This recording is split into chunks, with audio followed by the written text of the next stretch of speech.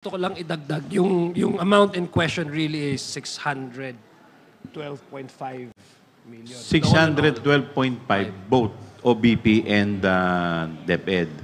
Insofar as DepEd is concerned, 112.5 million. Thank you. Mela from PTB4.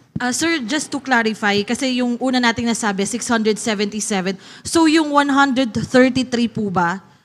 I mean, the rest ng, kung 405 ay nakita natin na walang record, na sabi nyo nga po kanina non-existent, yung the rest po ba, ibig sabihin may record naman po sila?